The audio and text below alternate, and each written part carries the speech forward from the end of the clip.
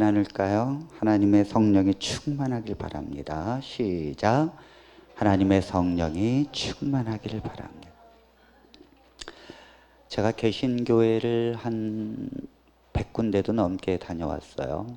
참 많은 곳을, 작은 교회에서부터 큰 교회까지. 근데 참 다양하더라고요. 개신교회라고 찬양을 다 이렇게 하는 건 아니에요. 어떤 교회는 안식일교회보다 더 장례식장이에요. 아주 거기 있는 자체가 내가 안식일교회에서 경험해보지 못한 더 장례식이 여기도 있구나. 그 교회는 거의 죽어 있어요. 성도들도 따라서 안 불러요. 찬양하는 사람도 그냥 하고 영으로 죽어 있기 때문에 그렇습니다. 그리고 목사님 설교를 제가 들어보면 다 율법적이에요. 정치 얘기만 하고. 성도들이 다 죽는 거예요. 그런데 여러분, 복음 있는 교회는요, 찬양부터 다릅니다. 복음이 있다는 것은 구원을 받았다는 걸 붙잡고 가는 거거든요. 하나님의 자녀가 되기 위하여 가는 게 아니라 하나님의 자녀가 된 기쁨으로 하나님 앞에 예배드리고 찬양하는 거거든요. 너무 기쁨이 넘치고, 이 상록교회에 여름 수련회 같이 가봤지 않습니까? 그 젊은이들이 어떻게 찬양하는지 뛰잖아요. 막 여기서 뛰잖아요. 왜요? 상록교회는 복음이 없으면 큰일 납니다. 이단 상담을 했는데 그것이 틀렸다고 그들이 돌아오는 게 아니라 복음을 설명해서 예수 그리스도의 십자가를 설명하니까 이단이 다 깨지는 거예요. 그리고는 그 복음을 들은 아이들이, 청년들이 그 찬양을 하면서 그 하나님께 막 찬양하는데 이 어른들이요 뒤에서 막 쫓아서 하고 너무너무. 야, 우리 교회는 어떤 교회입니까? 우리 교회는 율법주의 이단에서 나와서 우리는 복음을 믿고 예수님만 바라보고 나온 교회입니다. 우리 교회가 제가 볼 땐 대한민국에서 제일 뜨거운 교회가 될 거예요. 그건 틀림없습니다. 제가 왜 그런 말씀을 드리는가 하면 제가 100군데 다닌 중에서 제 양에 차는 교회는 없어요. 정말. 저는 그 이상의 여러분들과 함께 가고 싶습니다.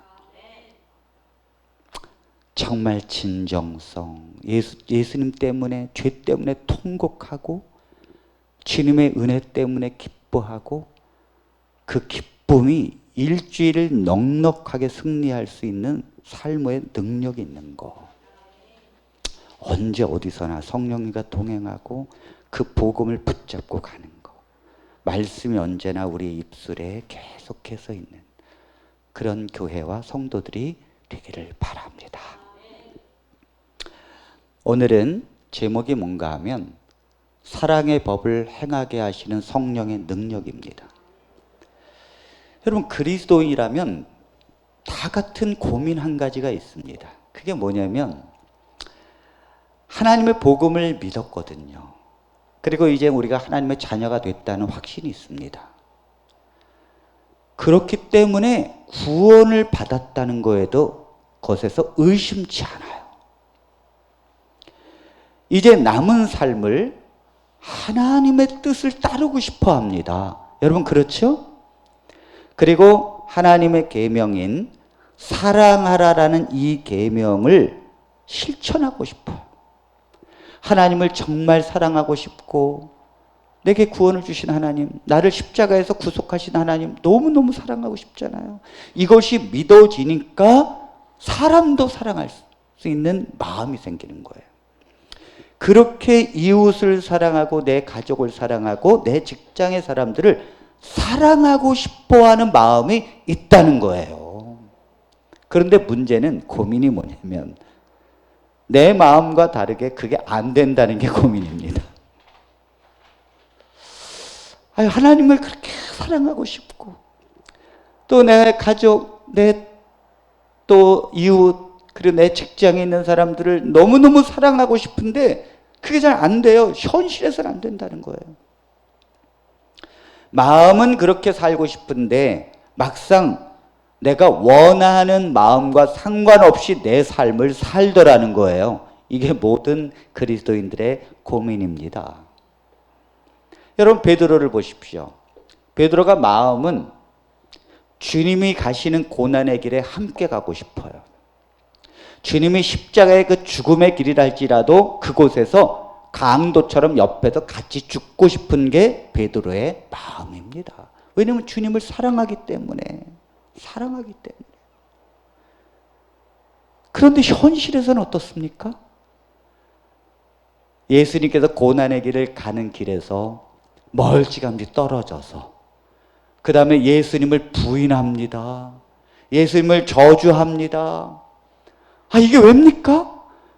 내가 마음은 주님의 길고 같이 가고 싶은데 현실에서는 내 마음과 상관없이 내 말과 행동은 예수님을 거절하고요, 부인하고요, 저주하더라는 거예요. 이것 때문에 베드로가 통곡합니다. 이것이 그리스도인의 고민이라고 하는 사실입니다. 저도 그럴 때가 있습니다. 제가 아이들을 참 사랑합니다. 근데 이 아이들을 너무너무 사랑하는데 어떨 때는 이 아이들에게 막 심한 말을 해요. 너희들이 내 자식이라는 게 내가 한탄스럽다, 뭐 이런 말들. 그런데 사실은 그런 것은 내 마음이 아니거든요. 그런데 내가 아이들에게 막 그 말을 하더라는 거예요. 그리고 그런 행동을 해요. 그런데 내 마음 속에서는 이러면 안 되는데라는 게 그러면서도 있어요. 놀라운 건 그게 멈춰지지가 않는다는 거예요. 딱 여기서 멈추고 싶은데 자꾸 내 마음과 상관없이 자꾸 상처를 주는 말을 해요. 그러니까 이렇게 하고 잠자리에 들잖아요. 정말 괴로워 죽겠습니다. 이 아이들에게 마음에도 없는 말과 행동으로 대못을 박았으니 이 아이들이 얼마나 괴롭고 상처가 클까. 내가 정말 마음에도 없는 그런 말들을 왜 했을까? 이 후회가 막 심하면서 잠을 설치는 거예요. 이것이 하나님의 백성의 고민이고, 바울도 역시 하나님의 백성이 된 이후로 이 고민을 가지고 살았다는 것이죠. 바울은 예수님을 따르고 선하게 살고 싶은데 말과 행동은 그 반대로 가는 걸 보면서 고백합니다. 로마서 7장 22절 23절에 있는 말씀입니다. 내 속사람으로는 하나님의 법을 즐거워하되 내 지체 속에서 한 다른 법이 내 마음의 법과 싸워 내 지체 속에 있는 죄의 법으로 나를 사로잡는 것을 보는도다. 오호라, 나는 공고한 사람이로다. 이 사망의 몸에서 누가 나를 건져내랴. 여러분, 이 바울은 내 속사람으로는 하나님의 법을 즐거워하고 있습니다. 그런데 내 지체 속에서 다른 한 법인 내 마음의 법과 싸워서 내 지체 속에 있는 죄의 법으로 나를 사로잡는 것을 보는도다. 자기 속에서 일어나고 있는 이걸 자기가 영적인 눈으로 지금 보는 거예요. 그러면서 오라, 나는 공고한 사람이로다. 이 사망의 몸에서 누가 나를 건져내랴. 자, 지금 보십시오. 바울이 내가 하나님의 법을 즐거워하는데 그렇게 가고 싶은데 내 말과 행동과 내 삶은 그렇게 안 된다는 거예요. 여러분 잘 보십시오. 여기서 지금 내가 하나님의 법을 즐거워하고 그 법대로 살고 싶다. 이것이 의문의 율법일까요? 사랑의 계명일까요? 사랑의 계명이에요. 이것이 의문의 율법이 아니라고요. 왜냐하면 그것은 이미 십자가에서 폐해졌기 때문에 바울은 사랑의 계명을 향해서 가는데 그게 안 된다는 거예요. 그 선한 삶으로 가는 게 안 된다는 거예요. 자, 바울은 의문의 율법은 자기가 흠이 없다라고 말합니다. 자, 빌립보서 3장 5절로 6절입니다.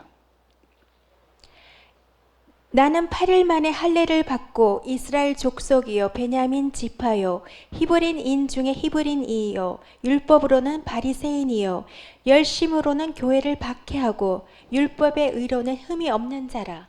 바울은 고백합니다. 빌립보서에서 나는 율법의 의로는 흠이 없는 자다.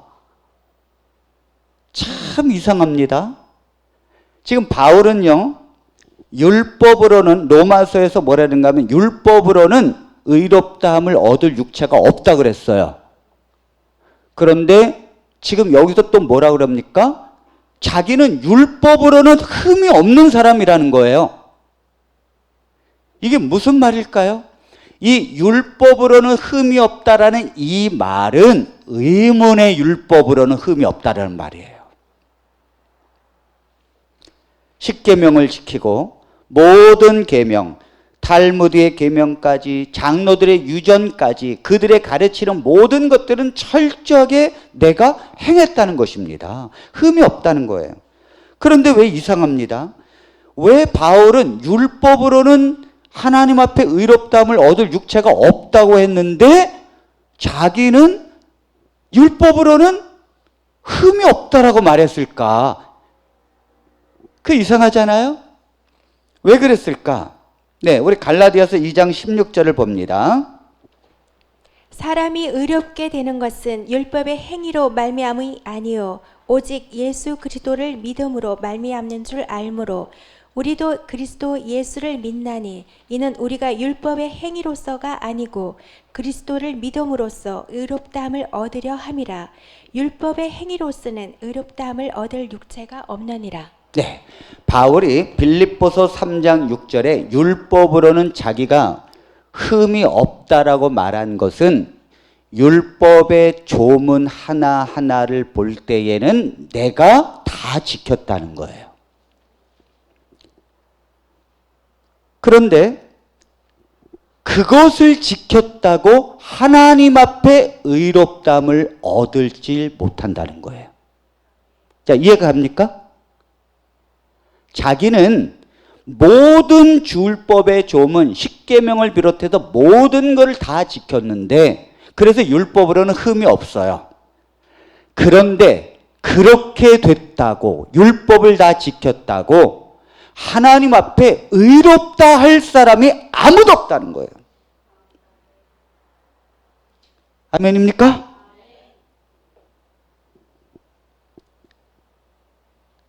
여러분, 아무리 율법의 목록을 잘 지킨다고 해서 의롭게 되고 구원을 받을 수는 없다는 거예요. 바울이 율법의 의로는 흠이 없다라고 스스로 말한 것은 잘 보세요. 율법이 인정하는 거예요. 율법은 바울에게 너는 흠이 없다라고 이야기해요. 왜죠? 율법이 말하는 걸 다 지켰으니까. 그 의문의 율법을 다 지켰으니까 당연히 율법은 흠이 없다라고 말합니다. 율법은 할 말이 없어요. 그 사람에게. 다 지켰기 때문이에요. 그런데 하나님은 인정하지 않는다니까요. 한 사람도 인정하지 않는다니까요. 왜 하나님은 인정하지 않습니까? 아니요. 하나님은 율법으로 의롭다고 인정받기를 포기하라고 말합니다. 왜입니까? 아무리 율법을 잘 지켜도 그것이 하나님 앞에 의롭다함을 받지 못하는 이유는 율법이 죄를 없이 하지 못하기 때문입니다. 그래서 그래요. 율법을 아무리 그 율법이 우리에게 요구를 하고 우리를 지키라고 명해서 그걸 다 지켜도 그 사람이 가지고 있는 죄 문제를 해결하는 게 아니라는 거예요. 그러기 때문에 의가 안 되고 구원이 안 되는 것입니다. 여러분, 죄를 지은 사람을 우리가 재판을 받아서 감옥에 보냅니다. 아니, 생각에 죄를 지었으면 때려서 심하게 때리든지 아니면 평생 벌어서 낼 벌금, 큰 돈, 한 10억 정도를 이렇게 내리면 평생 벌어서 갚아야 되잖아요. 아니, 그렇게 하면 되지 왜 감옥에 가두냐 이거예요. 죄 지은 사람을 왜 감옥에 가두는가? 그것은 더 죄를 짓지 않게 하기 위해서예요. 이 사람이 살인을 하고 하도 사기를 쳐. 그러니까 못하게 하려고 감옥에 가두는 거예요. 근본적인 대안은 죄를 더 이상 짓게 하지 않게 하려고 감옥에 가두는 것이 아닙니다. 근본적인 대안은. 그런다고 그 죄가 없어지는 건 아니라는 거예요. 우리는 죄의 행위를 멈추고 감옥에서 안 한다고 죄가 없어지는 것은 아닙니다. 우리는 태어날 때부터 죄를 갖고 태어난다니까요. 자, 오직 이 죄 문제를 해결하시는 것은 그 죄에 대한 대가를 죽음으로써 치러야 합니다. 이것이 되기 전까지는 죄 문제가 해결되지 않는 거예요. 그래서 예수님이 죄를 해결해 주셔서 십자가에서 돌아가셨기 때문에 나의 죄가 해결된 것이고 그걸 믿는 자가 의롭다함을 얻게 되는 것입니다. 오직 주님께서 죽으셨기 때문에 그 외에는 어떠한 것도 우리가 의롭다함을 얻지 못한다는 것이죠. 자, 사도행전 13장 39절입니다. 또 모세의 율법으로 너희가 의롭다 하심을 얻지 못하던 모든 일에도 이 사람을 힘입어 믿는 자마다 의롭다 하심을 얻는 이것이라. 네, 율법, 모세 율법으로는 너희가 의롭다함을 얻지 못하던 모든 일에도 예수를 믿는 자는 의롭다 하심을 얻는 이것이냐. 로마서 3장 28절입니다. 그러므로 사람이 의롭다 하심을 얻는 것은 율법의 행위에 있지 않고 믿음으로 되는 줄 우리가 인정하노라. 아멘, 아멘. 자, 오직 의롭다함을 얻는 것은 예수님을 믿는 것으로 되는 거예요. 왜입니까? 왜 예수님을 믿는 것으로 됩니까? 그분이 나의 모든 죄를 대신해서 십자가에서 피를 흘리고 돌아가셨기 때문에 그 율법의 요구를 이루셨고 그분이 피를 흘려서 대가를 치렀다는 걸 믿기 때문에 내가 의롭다함을 얻는 것입니다. 자, 그러면 우리가 어떻게 그 하나님의 사랑의 법을 행할 수 있습니까? 내 마음은 원인데 내 육신이 내 자아가 그걸 못하게 나를 다른 방향으로 인도하는데 내가 어떻게 하나님의 법을 향하여 갑니까? 바울은 그 해답을 얻었습니다. 그것이 오늘 여러분들에게 임하게 되길 바랍니다. 로마서 7장 25절을 보겠습니다. 우리 주 예수 그리스도로 말미암아 하나님께 감사하리로다. 그런즉 내 자신이 마음으로는 하나님의 법을 육신으로는 제 법을 섬기노라. 자, 조금 그 24절까지만 해도 오라 나는 공고한 사람이로다. 이 사망의 몸에서 누가 나를 건져내랴. 바울의 괴로움은 그거거든요. 내 마음은 원인데 내 육신은 그거 반대로 간다고. 그런데 다음 구절에 25절에 말합니다. 예수 그리스도로 말미암아 하나님께 감사하리로다. 누구 때문에요? 예수님 때문에 감사합니다. 네, 그 해답이 예수 그리스도예요. 왜냐하면 내 자신이 마음으로는 하나님의 법을 육신으로는 죄의 법을 섬기노라. 바울이 깨달은 게 뭡니까? 내 마음으로는 하나님의 법을 사모한다는 것을 깨달았어요. 바울이 뭘 깨달았다고요? 내 마음은 옛날에는 내 마음과 육신이 같이 갔거든요. 옛날에는 내 마음도 미웠고 그래서 내 말도 미웃게 나간 거예요. 그런데 예수님 믿고 달라진 게 있는데 내 마음은 하나님의 길, 그분의 사랑의 법으로 가길 너무너무 원한다는 걸 깨달았다는 거예요. 여러분들 심령도 그렇습니까? 아멘입니까? 네, 그게 달라졌다는 거예요. 이걸 깨달았다는 거예요. 뭐 때문에? 예수님 때문에. 내 마음은 하나님을 향하고 있다는 거죠.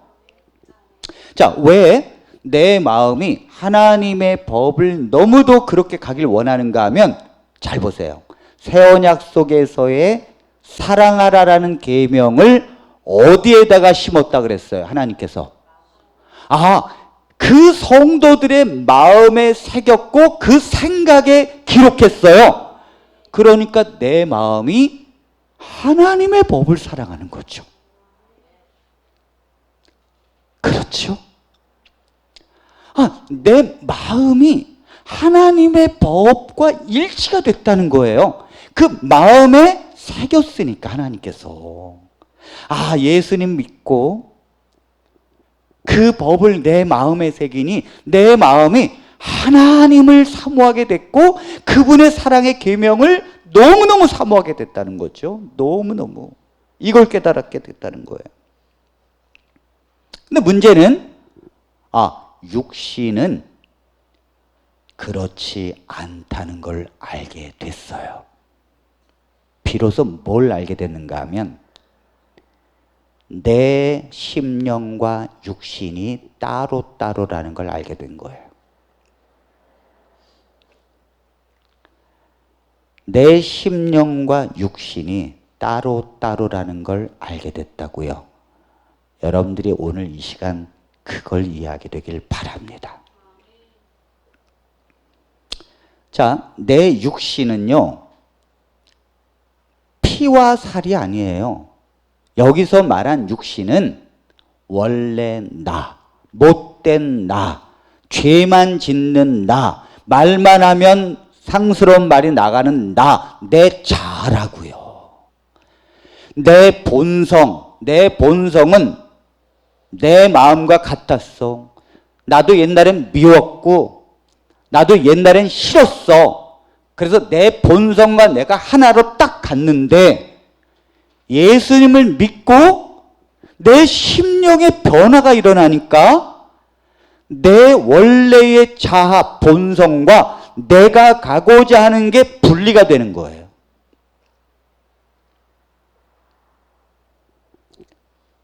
여러분, 사람이 정상적일 때는요, 내 마음과 육신이 갈등을 갖게 됩니다. 내가 마음으로는 이렇게 하고 싶어요. 내 남편을 사랑하고 싶어. 마음으로는. 그리고 내 회사의 과장, 나를 맨날 쪼는 그 과장을 이해하고 싶어. 마음으로는. 그런데 내 육신이 뭡니까? 내 자아, 본성이 그렇게 못 가고 자꾸 다른 길로 간단 말이에요. 이게 정상적인 거예요. 이거 정상적인 거예요. 그런데 잘 보세요. 술을 먹으면 술이 내 마음과 생각을 막아버리는 거예요. 그러니까 본성대로 가는 거예요. 본성대로. 술을 먹으면. 내가 생각을 하고 내 마음에서 가는 대로 가야 되는데 술을 먹으면 술이 내 심령의 생각과 마음을 막아버린다니까요. 몽롱에게서 생각이 안 나. 그러면 내 본성대로 가는 거예요. 그러니까 뭐예요? 술 먹으면 속에 있는 말 하는 거예요. 네, 속에 원래 내가 그 속에서 내 본성에서 말하는데 그러니까 막 나가는 거예요. 자기 불만 있는 거 막 얘기하고요. 그 다음에 또 막 또 싸워요. 그렇게 친해던 사이가 술 먹으면 막 싸워. 치고받고, 그 다음에 막 코피 터지고 그래요. 그 다음날 보면, 야, 내가 어떻게 그 사랑하는 친구가 어떻게 왜 싸웠지? 이해가 안 되는 거예요. 술을 먹으면 강간을 해버려요. 아니, 내 마음은 그러면 안 된다는 걸 아는데 술이 내 마음을 막아버린다고요. 그래서 내 본성대로 가니까, 본성이 뭡니까? 내 본성 자아, 욕심, 탐하는 거. 그리고 술이 깨면 내가 어떻게 그런 일을 저질렀지? 그러는 거예요. 정말 하나님의 백성이고 정말 성령의 사람이면 이 마음이 원하는 거와 본성이 완전히 갈라집니다. 그래서 괴로운 거예요. 그런데 바울이 깨달은 건 이것이 축복이라는 거예요. 아멘입니까? 이것이 축복이라는 거예요. 아니, 내가 본성과 함께 가면 망할 노릇이죠. 그런데 내 마음이 본성과 다르게 간다는 자체가 축복입니다. 축복입니다. 그럼 어떻게 마음을 이길 수 있을까요? 어떻게 육신의 생각을 이기고 마음의 선한 삶으로 갈 수 있을까요?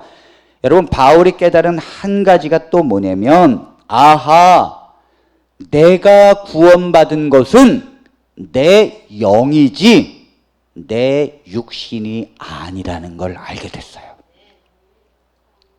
자, 바울이 두 번째 깨달은 건 내가 구원받은 것은 내 영이지 육신이 아니라는 걸 알게 됐다니까요. 제가 육신이 뭐라 그랬어요? 살과 피를 말한다 그랬어요. 성경 로마서에서. 그게 아니라 내 자아, 내 본성, 죄가 원하는 대로 따라가는 내가 구원받은 게 아니고 내 영이 구원을 받은 거라고요. 내 본성은, 내 자아는, 아니, 십자가에서 예수님과 함께 죽었다니까요. 그리고 예수님이 부활하실 때 다시 새롭게 태어난 그것은 내 영입니다. 이걸 깨달았어요, 바울이. 이런 이치를 깨닫지 못하면 로마서가 절대 이해되지 않아요.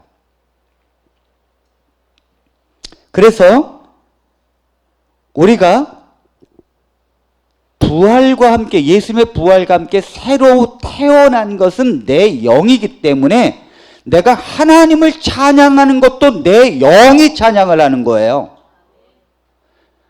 내 영혼이 하나님을 위하여 기도한다니까요. 그래서 신령과 진정으로 예배하는 자를 찾는다는 말은 살아있는 영으로 그리스도를 찬양하고 예배하는 자를 하나님께서 찾는다는 거예요.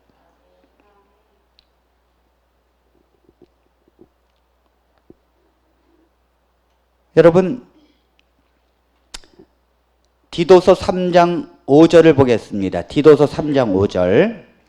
우리를 구원하시되 우리가 행한 바 의로운 행위로 말미암지 아니하고 오직 그의 긍휼하심을 따라 중생의 씻음과 성령의 새롭게 하심으로 하셨나니. 자, 이 말씀이 이제 보여지게 될 것입니다.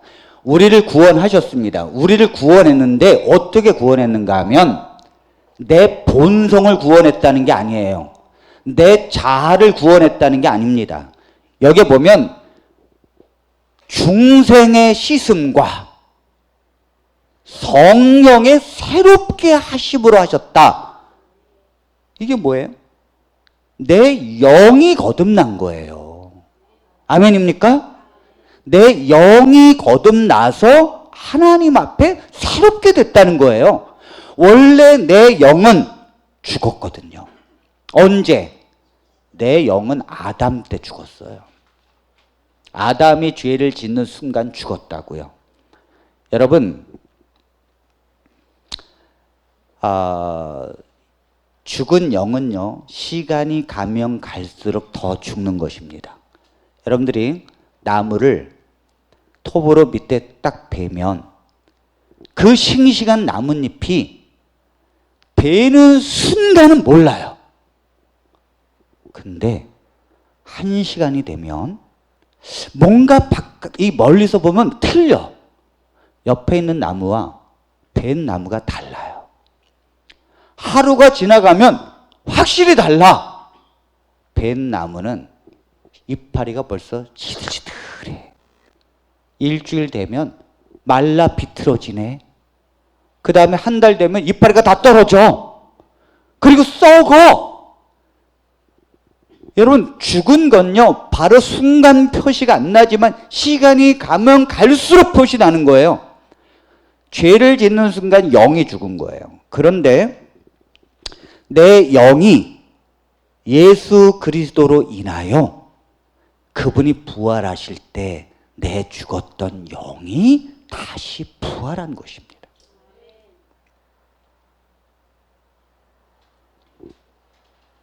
그래서 에베소서 4장 23절로 24절에 이렇게 말씀합니다. 오직 너희의 심령이 새롭게 되어 하나님을 따라 의와 진리의 거룩함으로 지으심을 받은 새 사람을 입어라. 자, 성경 어디에도 너의 자아와 본성이 구원을 받고 그것이 이기라고 말한 적 없어요.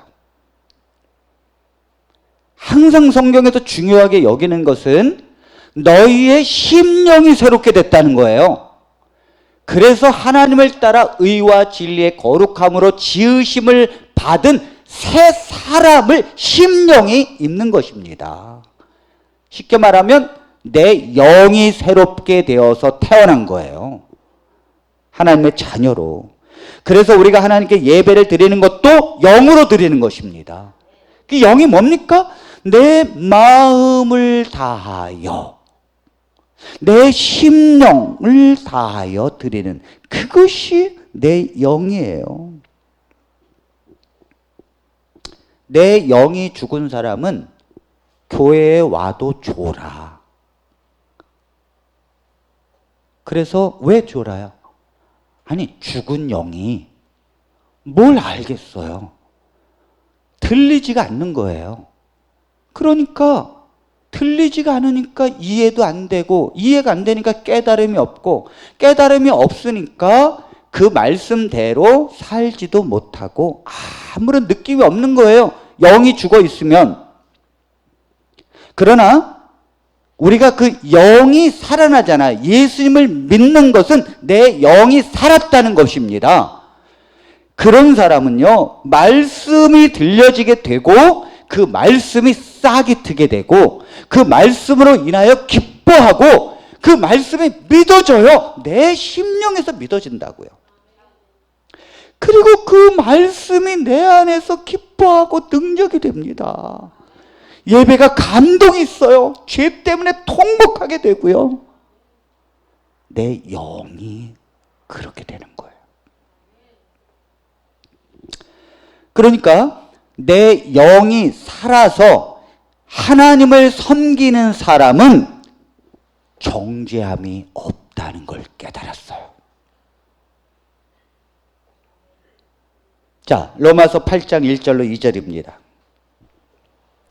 그러므로 이제 그리스도 예수 안에 있는 자에게는 결코 정죄함이 없나니 이는 그리스도 예수 안에 있는 생명의 성령의 법이 죄와 사망의 법에서 너를 해방하였음이라. 자, 왜 예수 안에 있는 자는 결코 정죄함이 없는가 하면, 정죄를 누가 하는가 하면 사단이 하는 거거든요. 그런데 이 사단이 정죄를 어디다 하는가 하면 내 자아, 내 본성에 정죄를 한다니까요. 그런데 내 자아는 십자가에서 죽었기 때문에 예수님을 믿는 자는 내가 십자가에서 내 자아가 죽었다니까요. 아니, 목사님, 본성이 계속해서 나오는데요. 아니, 성경은 그 본성은 죽은 본성이라고 말한다니까요. 이미 그 본성은 십자가에서 죽은 거기 때문에 그 죽었다고 선언했기 때문에 그 본성이 내 안에서 살아 움직인다 할지라도 허수아비라는 거예요. 믿는 자에게는. 그러므로 사단이 정죄할 대상이 없는 거예요. 왜? 나는 내 자아는 십자가에서 죽었고 내 영은 그리스도 안에서 새로 태어났기 때문에 그리스도 안에 내 영이 있기 때문에 정죄를 받을 수 없다는 얘기예요. 또한 예수 안에 있다는 건 예수를 믿는 것인데 예수님을 믿게 되면 성령이 우리 안에 임했기 때문에 죄가 내 본성을 향하여 죄를 짓게 몰아가도 그것을 이길 수 있는 넉넉한 능력이 있다는 거예요. 자, 로마서 8장 2절을 현대인의 성경으로 보겠습니다. 이것은 그리스도 예수님을 통해서 생명을 주시는 성령님의 능력이 죄와 죽음의 굴레에서 여러분을 해방시켜 주셨기 때문입니다. 자, 잘 보세요. 내가 예수님 안에 없을 때는, 예수님을 안 믿었을 때는, 그 십자가의 복음을 안 믿었을 때는 죄가 내 안에서, 사단이 내 안에서 나의 본성을 좌지우지로 흔들어 버려요. 그러니까 끌려갈 수밖에 없는 거예요. 죄가 나를 이렇게 끌고 가면 이렇게 끌려가고, 죄가 나를 이쪽으로 끌려가면 그렇게 또 끌려가서 죄를 짓고 사는 거예요. 예수님을 안 믿었을 때는. 그런데 예수님을 믿고 예수 안에 있게 되면 성령이 임하거든요. 그러니까 이 죄가 꼼짝도 못하는 거예요. 요게 희한한 겁니다. 옛날에는 나를 좌지우지 끌고 가는 굉장한 거더니 내가 예수님을 딱 믿어보니까 아니 이 죄가 결국은 나를 꼼짝 못하게 하는 게 아니라 내가 이길 수 있네? 이걸 깨달은 거예요. 여러분 그 중학교 때 이제 그 왕따가 있단 말이죠. 몸이 허약하고 정말 좀 부족한 그 아이인데 왕따야. 그러니까 이 비행 청소년들이 꼭 한 반에 두세 명이 있어. 그리고 이 아이들이 꼭 왕따를 괴롭혀요. 그래가지고 이 왕따는 학교 가는 게 너무너무 힘들어. 그렇다고 안 다닐 수도 없고. 근데 왕따가 맨날 그러는 거예요. 뭐 담배 사와라, 술 사와라, 그 돈 달라 그러면 네 돈으로 사와라. 모자르면 부모님한테 달라고 그래라. 그러니까 이 비행 청소년들이 내 대신 청소하라, 도시락 갖고 와라. 이러니까 이 왕따는 학교 가기 싫겠어요, 좋겠어요? 아, 학교 가기 싫어요. 그런데 이 비행 청소년들이 다 그 반에 잡고 있어서 매일매일 괴롭힘을 당하는 거예요. 오라래면 오고 가라래면 가고. 그런데 잘 보세요. 부모님이 비행 청소년들을 이기고 경찰이 이겨도 문제는 학교 아니잖아. 이 학교 안에서는 할 수가 없어. 여기에서는 그 비행 청소년들에게 끌려다녀야 돼. 이 학교에서는. 요것이 예수님 믿기 전에 죄가 나를 사로잡고 가는 거예요. 그런데 어느 날 이 왕따의 반에 영웅이 전학을 왔습니다. 건장한 잘생긴 애인데 격투기 대회에서 1등을 해내야. 그래가지고 이 학생이 딱 오더니 그 왕따가 비행 청소년한테 막 맞고 그렇지 않아도 괴롭힘을 당하는데 이 영웅이 딱 보니까 이런 비행 청소년들이 막 괴롭히네. 그래가지고 이 비행 청소년들을 혼쭐을 내주고 이 왕따와 친구가 돼버렸어요. 아멘입니까? 이 왕따가 학교에 가는데 야 이제 이 영웅이, 격투기 왕이 내 친구가 됐어. 이 아이를 함부로 대할 사람이 없는 거예요. 놀라운 사실은 이 사건 이후로 그렇게 내게 공포스러웠던 비행 청소년이 양처럼 돼버렸네. 그렇잖아요. 옛날에 비행 청소년요, 다 달라요. 이 단추를 탁 빌고 모자를 딱 옆으로 쓰고 가방을 딱 메고 짱다리를 해야 합니다. 이렇게 하면서 떨어야 돼. 이렇게. 그리고는 다 나타납니다. 그리고는 뭐 가방 탁 하고. 그런데 이 영웅한테 한번 지고 이 영웅이 딱 쓰는 순간 요게 딱 잠겨지고 똑바로 쓰고, 옛날 같으면 청소해라면 야 너네 청소해 우리 간다 그럴 텐데, 얘들아 빨리 청소하고 집에 가자 그래요. 애들이 막 떠들면 이 비행 청소년이 옛날엔 야 조용히 안 해 이렇게 했는데, 지금은 얘들아 조용히 해, 조용히 좀 해줘 그래요. 이게 왜 그래요? 이게 그 영웅에게 졌기 때문이에요. 자, 십자가에서 예수님이 대속적 직업으로 우리의 죄를 가지고 십자가에서 속죄하는 순간 사단은 그 권세가 무너진 거예요. 사단은 그 권세가 꺾였고 이미 그리스도께서 승리한 것입니다. 뱀의 후손은 여자의 발꿈치를 상하게 하지만 여자의 후손은 뱀의 후손을 머리를 상하게 하는 거예요. 그렇기 때문에 이 십자가에서 게임이 끝난 거예요. 이것을 믿고 새롭게 하나님의 영으로 다시 자녀로 태어난 우리는 사단이 우리에게 권세를 가지고 올 수 없다는 것입니다. 이걸 바울이 깨달은 거예요. 이것을. 그랬더니 이 왕따가 이제 있는데 그 비행 청소년이 틈을 노려. 무슨 틈을 노리는가 하면 저 영웅이 좀 언제 사라지는가. 그래 영웅이 사라지면 이 비행 청소년이 야 왕따 일로 와봐봐.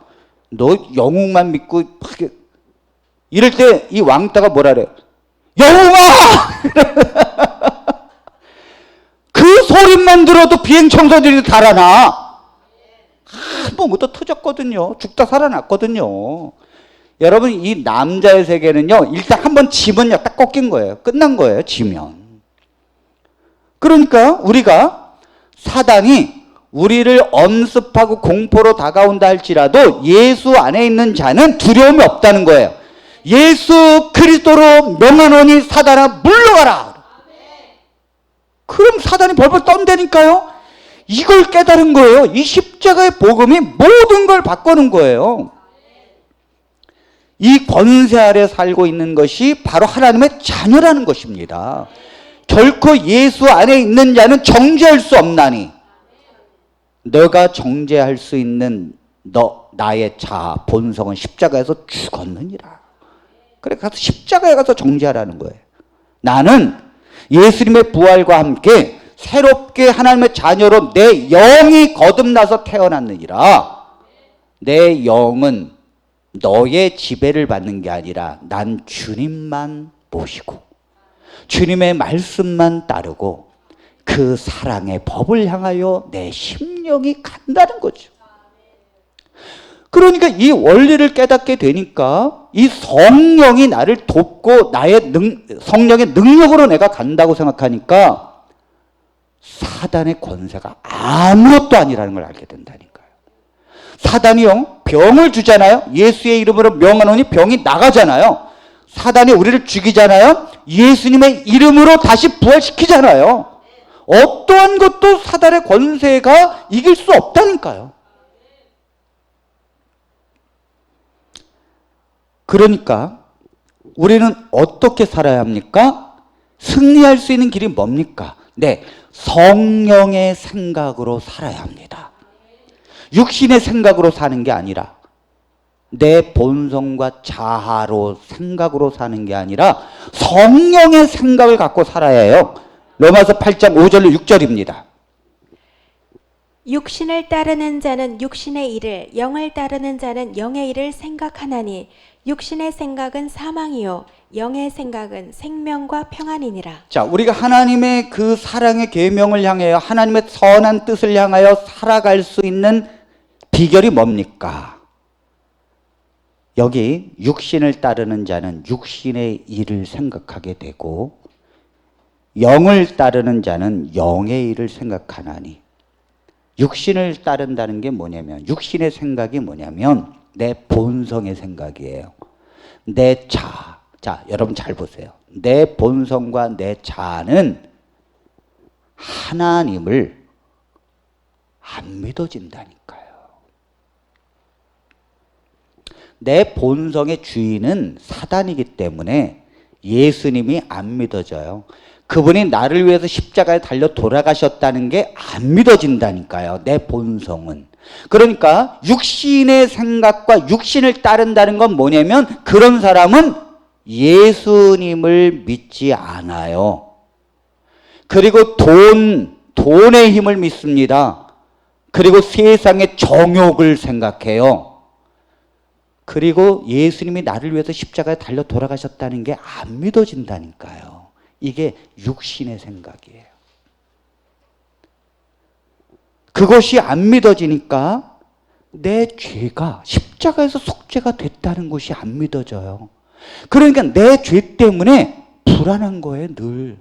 내가 이 코로나로 죽으면, 갑자기 죽으면 구원 받을까 못 받을까 불안한 거예요. 왜? 내 죄가 십자가에서 속죄가 됐다는 게 안 믿어진다니까요. 그러니까 하나님이 살아계시다는 것도 안 믿어져요. 하나님이 살아계시다는 게 안 믿어지니까 내가 지금 힘들고 어려운데 하나님이 함께 한다는 게 안 믿어지는 거예요. 그러니까 하나님이 함께 한다는 게 안 믿어지니까 뭐예요? 내 앞미로 산더미 같이 많은데, 그러니까 뭐예요? 근심과 걱정 속에 살 수밖에 없어요. 그러니까 교회를 나오고 하나님을 믿는다고 하지만 육신의 생각과 아직도 영이 새로 태어나지 않은 사람들이 있다니까요. 그런 사람들은 대속적으로 복음이 안 믿어지고 하나님이 살아계시다는 게 안 믿어지고, 그래서 내가 홀로 가야 되기 때문에 걱정과 근심 때문에 잠을 이루지 못합니다. 그러니까 얼마나 나를 도와주는 존재가 없다 보니까 너무너무 힘든 거예요. 그러니까 세상에 의지할 것이 없어요. 하나님을 의지할 수 없으니까. 그러니까 세상 살 군림만 해. 근데 그게 안 되잖아, 잘. 그러니까 걱정, 근심만 하는 거예요.